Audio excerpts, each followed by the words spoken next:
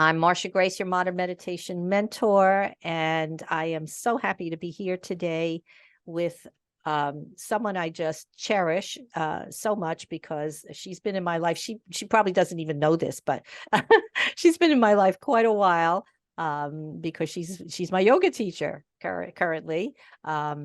And she, just to call her a yoga teacher is not fair, really, because she does so much more, and she's really a spiritual teacher, and so much more. So I am going to be thrilled to introduce her in one moment. I just want to mention that I am excited because I began my Course in Miracles gatherings last Monday. We had a wonderful meeting, and so it's the first and third Mondays of the month. I will be posting, a flyer in the comments below. So check that out. I can also put that in the chat here on Zoom. So, okay, without further ado, I am going to introduce Miss Amy. I'll read her bio. Practicing for nearly 27 years, Amy began with prenatal yoga while expecting her first son in 1996. The transformational quality, along with yoga's ability to cultivate self-acceptance, gratitude, and compassion, led Amy down the path of teaching in order to share the amazing life-changing qualities with others. Amy offers yoga classes, private sessions, and Reiki trainings. Her classes combine essential oils, sound therapy, and yoga to bring her unique talents together, promoting a sense of well-being to all. Amy enjoys teaching adults and children, bringing yoga to the developmentally disabled, and presenting workshops in area libraries and studios, as well as taking her classes out to the beach for sunset yoga. What fun! And of course, in the warmer months. She also takes a great pride in using yoga as a fundraising tool to support local charities. So if they sign up to follow, if you sign up and I'll be putting her website up, she will offer new students a free first class. So there's a wonderful gift for you. All right. So, wow. I'm so happy to have you here today, Amy. And please begin by telling us how you came to find yoga. I mean, you mentioned it here about while you were expecting, but let's hear a little bit more about that and how it's impacted your life so much so that you're here. How many 27 years later, right? Yes. Hi, everybody. Hi. I love telling this story because it's just really a very common type of story. I was, the things going on in my life in that time. I had a blended family. I had 3 stepchildren that had just moved in with me and my husband. We had 2 children of our own. They were little. My first son, he was 4, got diagnosed with autism. So needless to say, I was in kind of an upheaval. We were moving, blended family, my son with his outbursts of behavior and different things I'm dealing with, right? And I was stressed out, to say the least. So I remember driving by Rocky Point and I saw this big sign, Yoga by Olga, right? And I'm like, oh, I just need to get out of the house. I just need to just get away from all of this for a little while. And that's why I went. After experiencing a little bit of yoga prenatally, right, with my child, then I of course, got too busy. So I went into this class and I thought it was really strange, very esoteric. I'm like, what are they doing? They're breathing. Oh my God, I never saw any bodies do this, right? So I went and I went back. I was curious. Then as I started doing the practice, a lot of days I would come home, I would leave the class crying. And I'm like, I would leave, like, don't talk to anybody. And I called my yoga teacher one morning when I got home and I was really just crying. And I said, what is going on here? And she explained that I was releasing a lot of pent up grief, that we had done a lot of heart opening poses. Oh, okay. So this is normal. Yeah. So I kept going. And what I found was so much deeper than what I ever thought yoga was, because I didn't even realize, I didn't have the awareness that I was holding so much grief. I was really on the verge of a nervous breakdown, probably, my sisters tell me, looking back. So yoga literally saved my life, and in turn, the life of my family. When I realized what was happening as I was coming home and being calmer with my children, more patient with my husband, right? I was looking more positively around at my life. I actually smoked cigarettes at that time. We all did. We all did. Right? I know. Yeah. It's like bizarre right now when I think about it, but I was connecting to the body and maybe what I was doing to myself, so all that created just health of body, mind, and spirit. And that's what led me down the path of saying other people need this. When you hear a story like that, I know for me,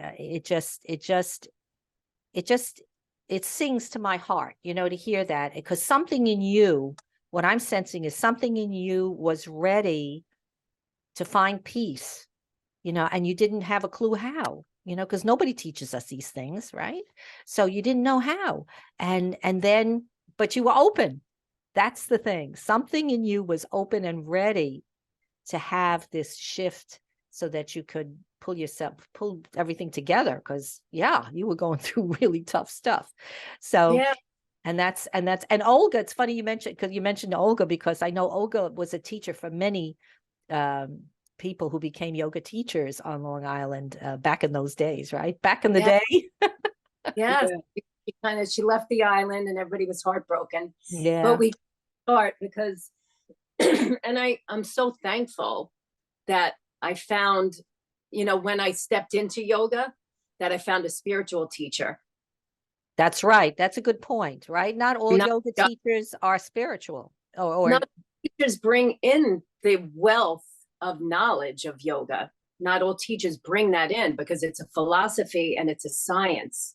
And it's really not, people laugh when I say this, but it's really not about the pose. It's not about doing warrior one.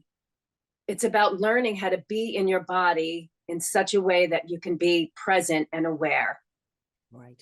And in the meantime, the poses do open up your pranic system, so life force can flow.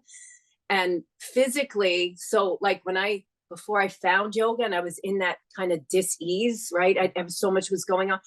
My body was probably, closed. Sure. Because I was fearful, I was anxious, worried, feeling incapable, not strong, right? These things are happening to me. A victim, right? Yeah, we feel like a victim. Yeah, right. And then that's why people come in through the body. So when you begin to open up and you let things out and you become more aware, you have this awareness of what's happening. Once you have that, you begin to be aware of, what is causing this suffering here? Maybe one of the things is smoking because I'm not feeling good. Maybe the other things is I'm not sleeping well. Maybe my body, I feel weak. So once you begin to open up, you begin to gain insight into why you're feeling this way. You can't gain insight unless you have awareness. You could be in denial, right? So yoga brings you into awareness. First, people step in through the body. Yeah. It's a self-empowerment through the physical, which most people understand. I mean, that's why we start there, because people understand they have bodies, and the bodies, have issues, and that maybe they need to do something to, fix an issue that they have. So it's the perfect way. But then with a good yoga teacher like you, we take it to the next level, then you begin to realize this is just the platform. This is just the main, how, where we start, or how we begin our understanding of something much greater, right? Exactly. So, yeah. Like you're doing the pose, but it's more about how you're being in the pose. Mm-hmm. Eating in yoga what we call pratyahara.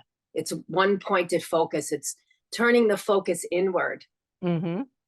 And you kind of just start realizing what's going on within you and what's causing your suffering. I mean, it's really, I've trained with master teacher Rolf Gates, and a lot of my understanding and my learning has come from funneling. He's funneling these ancient teachings, and that's what I tell my students. I'm only funneling it through as I understand, as this human woman living this regular, what they used to call householder life, right? I'm not living in a monastery.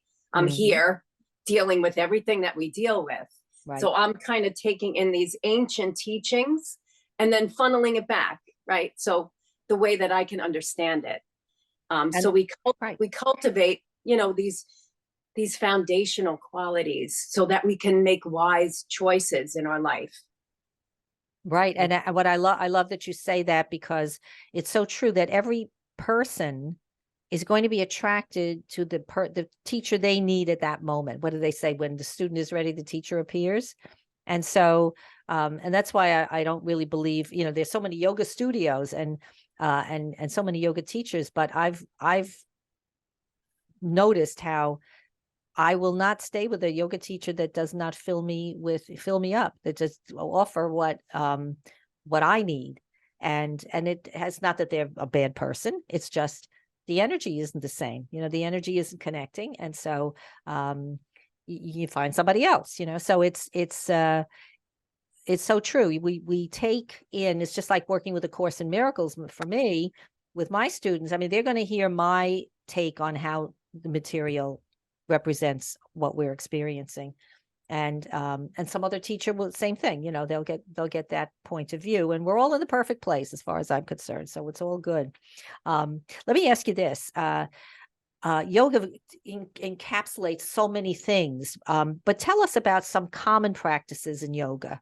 I mean, we know that you can do, I mean, I'm assuming people know that you do asanas, which are poses. But yeah, tell us about that.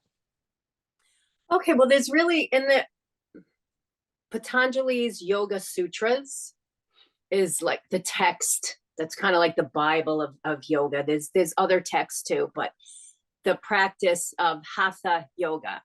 Hatha is moon and sun. It's to bring into balance, in harmony, the body, mind, and spirit. So there's 8 limbs. And out of those 8, is this 8? Yeah. Out of those 8, there's only one that's asana. Right. That's poses, right? Physical. So we have the ethical practices, which are the first 2 limbs. So they're ethical practices. They're nonviolence and honesty and non-stealing, moderation, greedlessness. These are all things to cultivate within ourselves, right? And then there's those, actually, when you're talking about nonviolence, it's how you're treating the world. It's how you're treating everything else. And then the second limb is niyamas, which are cultivation within yourself, how you're cultivating these things like contentment and purity and keeping yourself enthusiastic about your spiritual practices. And then surrendering it all. So these are ethical practices that we cultivate. So the first 2 limbs, it's important how they're laid out. Starts with your value system. Mm-hmm. Are you being the kind of person that you aspire to be when you come across something that's, trying to throw you off, right? And then the second 2 limbs are more of the physical practice. We move into the breath. So there's breath work.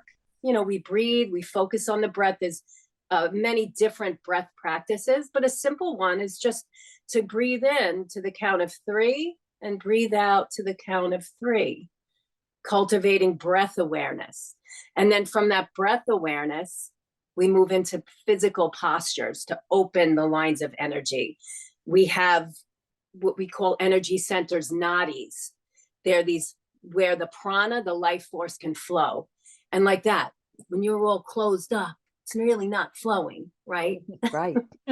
You could feel the difference if I whoever's know the watching, minute you did that, I like scrunched up. yeah, if you just do this, you feel you can't breathe, right? So it opens you up in all different places, because the philosophy is also that, you know, our body and mind are so connected. When we're closed in the body, we're closed in the mind, right? So we move into those physical practices, but that's only 4.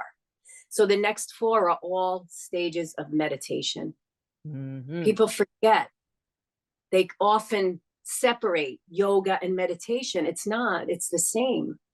Yoga is meditation. We're either meditating on the body, we're meditating on the breath, we're meditating on our higher power, we're meditating on ways to be more ethical in our life. You know, so meditation is key. So there's 4 stages of meditation to move into, you know, that transcendental enlightenment stage, which is rare to touch that. But even if you touch it for a few seconds in your practice, it's life-changing. So those are, you know, those are all, there's so many different practices. And You know, you in your in your teaching, when you're working with students, you talk about these yamas and niyamas and stuff like that, and the sutras, and because I know you, and you do readings, which is wonderful, because you're introducing perhaps to people who don't have any other spiritual training or study these cosmic ideas, which are they're transforming. They will transform your life, no question about it. And so it's beautiful. It's beautiful work. It's just beautiful work. And to start with the body stuff, I you know, it's like when I do my practice, which is not nearly often enough, you know, I get too busy when I get up, but I always breathe every morning. I always do breath work. And to me, that's essential. And so, you know, and I do a practice, but it is meditative. It is definitely meditative, because it's about aligning my whole being for the day. That's how I look at it. So, and I think that's what a lot of people come to who stay with yoga for a while. I mean, it's like anything else. You have to do it for a while. well, the Yoga Sutras say, it's very plainly said, that, you know, changes will only happen if you are continuous and steady in your practice. Exactly. And that's what I mean. A lot of students take that as, oh, I got to get on my mat and do my physical body every day. That's really not that. It's continuous and steady. It's saying when someone, all right, someone cuts you off on the road, right? Can I pull back? Can I have an awareness of this is what's happening? Can I back off and just let that go? Or do I ramp up and go on the side and make a face or something? You know what I mean? It's making the choice, how you want to be in your life. And then when you practice making these choices, wiser, skillful ways of living, that's really what it is. Then it becomes rooted. The more you continuously practice being aware of what you're doing, the more those choices will flow easier for the good of you and the good of everybody else. Does that make sense? Of course, of course. So it's a steady. There's some people come into my classes and like, okay, when is my abs going to get tight? When am I going to be able to touch my toes? Like, if you stay calm down, chill out. Subtle, keep coming. Keep coming. Let's just take it slow and easy. Yeah, no rush here. Yeah, patience. Yes, patience is one of the characteristics of a teacher of God in the course, and it's one of those many characteristics that, you know, when we learn how to put it into practice, again, life-changing, right? When we learn how to be patient, it's a whole different way to live your life than, you know, rushing from one thing to the other, and, you know, this way. Wait, well, okay. It's not working now. It's not happening. I made a phone call. I wanted to talk to somebody, didn't get them on the phone, right? I got the machine. Fine. Okay. We'll talk later. Today, this is not the moment, right? And it's fine. Yeah. But do I accept that as being fine? That's what I have. That's a choice that I have to make. And so when we're doing our yoga practice, and I appreciate what you're saying. In other words, you're taking yoga, not the asana itself, but you're taking the concepts, the teachings into your daily life. Exactly. And you can take the physical into your, what are you putting in your mouth? What are you putting in your body? What are you feeding your mind with? And even with, a pose, right? So if you're standing on a line and you're all schlumpy, you're just like, you know, can you like stand in your mountain pose, engage your core, press your feet down? Can you stand and wait in line that way? So it all starts with awareness. From awareness comes insight into what's happening, and then you can make a better choice. So you're saying you can put yoga, you can even do asana right there in the supermarket. Oh, I do it everywhere. You can keep doing asana anywhere.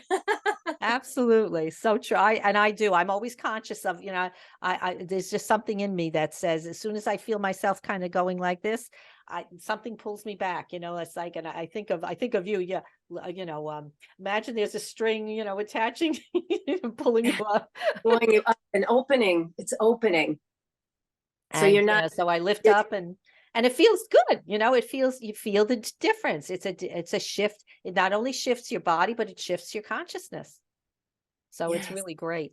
All right. So a question I know a lot of people ask about yoga because it's foreign, or at least, it came from somewhere else. So talk about that. Do people think of it as a religion? Sometimes people most frequently identify it with Hinduism. And a lot of yoga practitioners and people are Hindu, but that doesn't mean that yoga is a religion.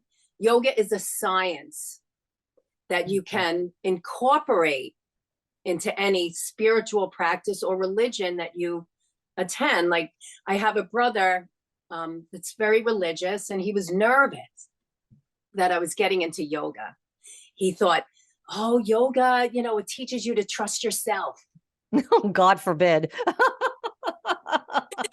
And all this other stuff he was saying. And I was just like, it's not a religion. This is actually bringing me closer to my God. It's bringing me closer to my higher power. It's making me more revered, to stick to my values, ethical, Right. And it's funny because over years, he saw the change in me. Now he talks to me about it. He's open. But he hasn't taken it up himself, right? No, but his daughters have. Yeah, no, I mean, you can lead a horse to water, but that's it. Yeah, So, he's got yeah. not everybody finds the practices of yoga are for them. No. We laugh because my husband's a drummer. That's his yoga. Right. That's his yoga. He goes in there, he clears his mind. He'll go down maybe in a lousy mood from work or whatever. He goes downstairs, he plays his drums, he comes up happier, more patient, more calm. So, yoga, it doesn't have to incorporate the poses, although they're amazing to cleanse the body. But, you can find your yoga your own way. Yoga is to join, is to yoke, there's the yoga sutras that start 1, 2, and 3.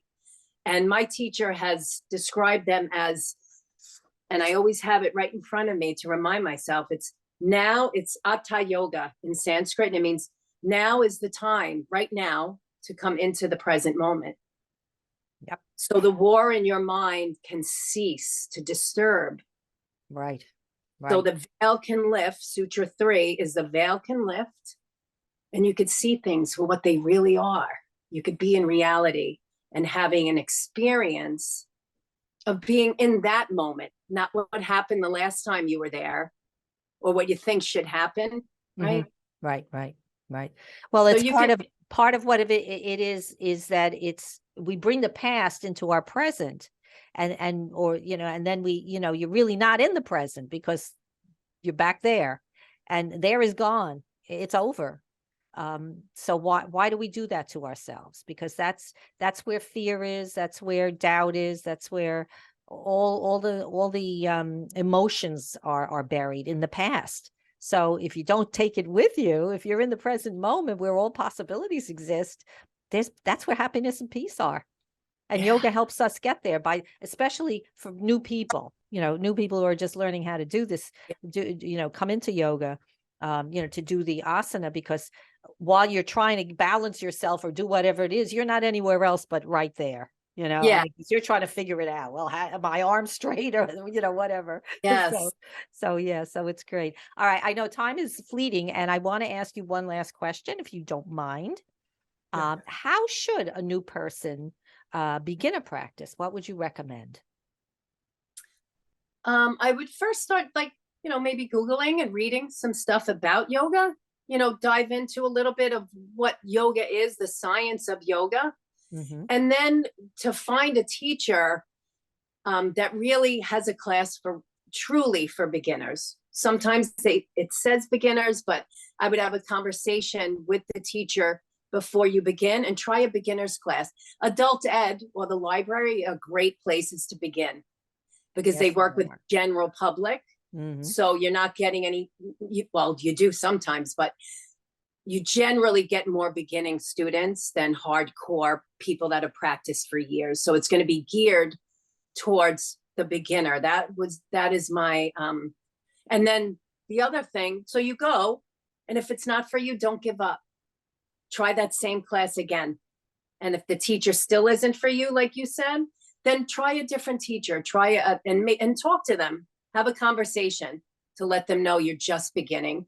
A lot of beginning students, when they call me, will take a private or two, a private lesson, and then they can feel more comfortable jumping into a class. Sometimes it can be intimidating. Oh, that's a great idea. Yeah, that's Yeah. excellent. Right, right. And I think what I would add too, as I said before, just be in touch with your feelings. Does this teacher feel right for you? I mean, how are you, what are you picking up from this? Do you picking up peace and caring and compassion from this person, or are you picking up you will learn this, this program? Yeah, and I often tell people when you're leaving a yoga class, you should have a feeling. I mean, it doesn't happen always, but the general feeling is you should feel both energized and relaxed Absolutely. at your, Absolutely. not And in that's pain. and that's not an oxymoron or whatever. I mean, it's true. You're relaxed, but you're energized. It sounds crazy, right? But it's absolutely true. Oh, that's great. Well, oh my goodness, this has been wonderful, and we could talk so much more. And I just I'm so thankful for you and what you do here on Long Island. And so I once again want to tell everyone that you can find out more about Amy and what she teaches at yogawithamy.com.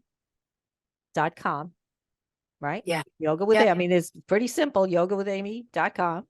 And she is she's there for you. She's there for you, as you can see. I mean, it's obvious, right? She's there for you.